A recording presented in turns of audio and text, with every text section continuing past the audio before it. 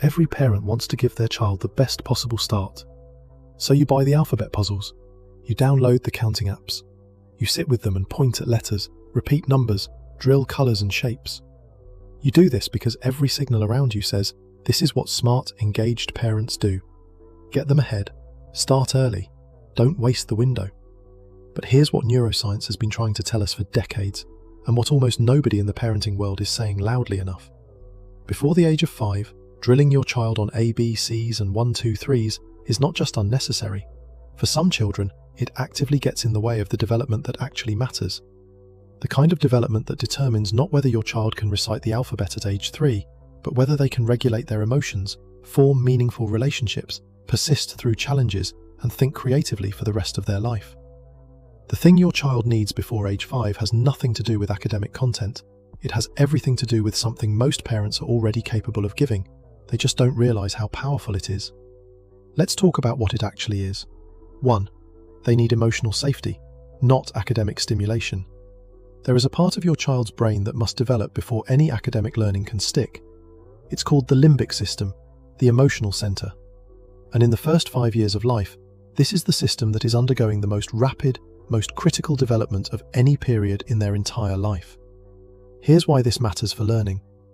The brain does not process new information the same way when it feels threatened or unsafe as it does when it feels secure.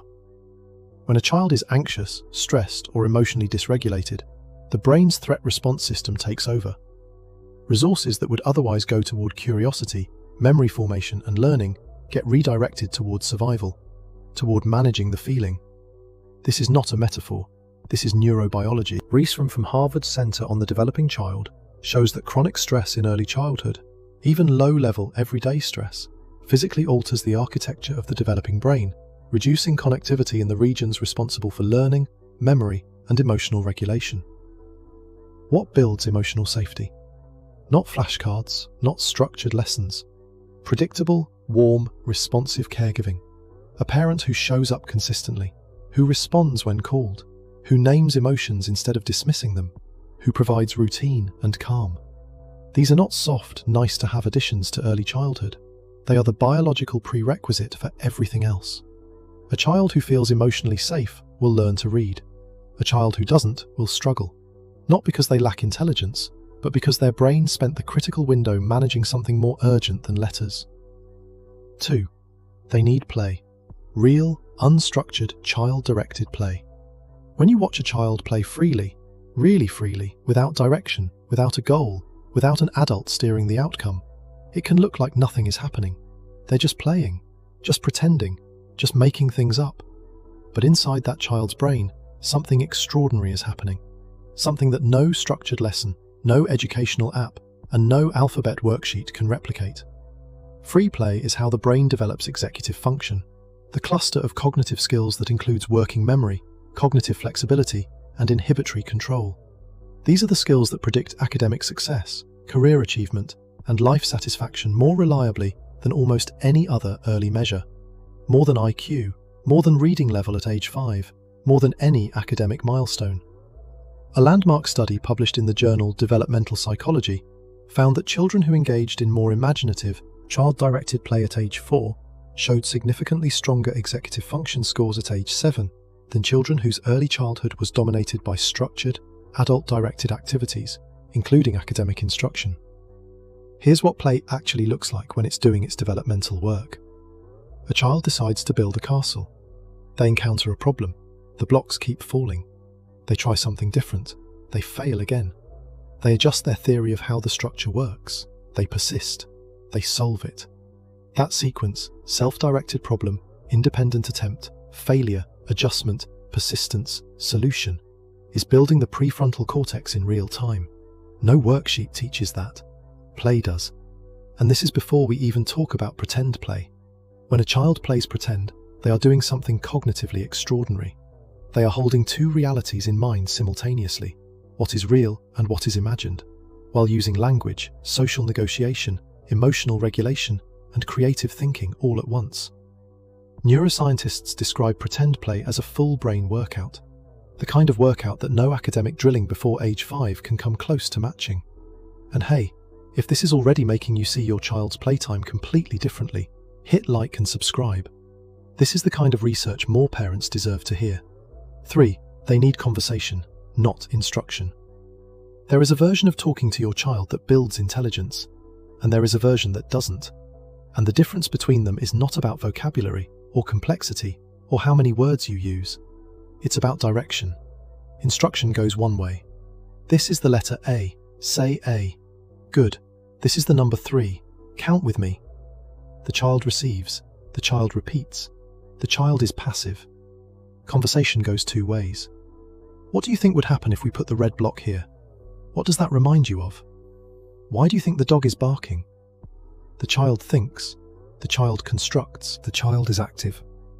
Research from the University of Chicago found that the quality of parent-child conversation, specifically the presence of open-ended questions, follow-up responses to what the child said, and extended back-and-forth exchanges, was a stronger predictor of a child's cognitive development at age 5 than the quantity of words the child heard or the academic content they were exposed to. When you ask your child what they think, you are doing something that no flashcard does. You are activating the neural circuits for reasoning, hypothesis formation, and verbal expression. You are treating their mind as a place where ideas live, not just a container to fill with correct answers.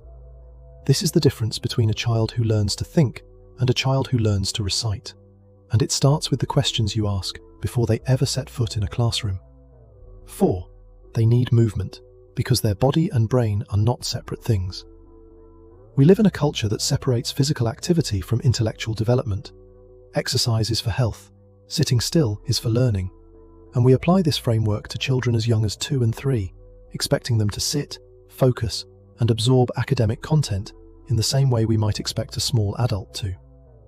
This is profoundly at odds with how the developing brain actually works. In the first 5 years of life, the brain and body develop together.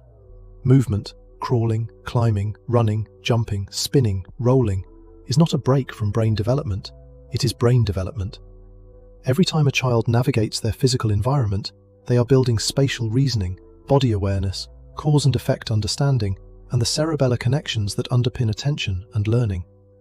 A study published in the journal Pediatric Exercise Science found that children who had more opportunities for unstructured physical play in early childhood showed measurably stronger attention spans, working memory, and academic readiness at school entry, compared to children whose early years were more sedentary and structured. And there is a specific type of movement that deserves attention here. Risky play, climbing trees, jumping from heights, rough and tumble play, has been systematically removed from modern childhood out of safety concerns. But research from Norway's Queen Maud University found that risky play is one of the primary mechanisms through which children develop risk assessment, courage, resilience, and emotional regulation. When you let your child climb something that scares you slightly, they are learning something that no classroom can teach. They are learning what they are capable of. Your child needs to move, wildly, freely, and often. Not because it burns energy, because it builds their brain. 5. They need you. Your face, your voice, your presence. This is the one that ties everything together, and it's also the one that the entire parenting industry quietly works to obscure. Because presence doesn't sell anything. Here is what the research says plainly. The single most powerful factor in early childhood brain development is the quality of the relationship between the child and their primary caregiver. Not the toys, not the curriculum, not the enrichment activities, the relationship. When a parent is consistently present, not just physically in the room, but emotionally available, responsive, and engaged, the child's brain develops a secure attachment. And secure attachment, decades of research now confirm, is the foundation on which everything else is built. Language development, emotional regulation, social competence, resilience, curiosity, the capacity to learn. A child with secure attachment at age 1 shows stronger cognitive development at age 3, stronger social skills at age 5, stronger academic performance at age 10, and stronger mental health outcomes in adulthood. The effects of early secure attachment echoes across an entire lifetime. And what creates secure attachment? Not expensive experiences, not structured enrichment, just you. Available, responsive, warm, consistent, present. Your face responding to their face, your voice answering their voice, your arms there when they need them. This is not a metaphor for good parenting. This is the biological mechanism through which a human brain learns that the world is safe enough to explore, that people can be trusted, and that they themselves are worth responding to. That belief, I am worth responding to, is the foundation of confidence, of curiosity, of the drive to learn. It doesn't come from knowing the alphabet. It comes from the 1,000 small moments before age 5 when someone looked at them and showed up. None of this means letters and numbers don't matter. They do. Your child will learn them. They will learn them faster, retain them better, and enjoy learning them more if their brains spent the years before 5 building the foundation that academic learning requires. Emotional safety, unstructured play, real conversation, physical freedom, and you, present, responsive, and there. That is what your child needs before age 5. Not because it's the easier path, because it's the right one. Because the science is clear, even when the culture isn't. Subscribe to Mindful Parenting. We'll be here every week.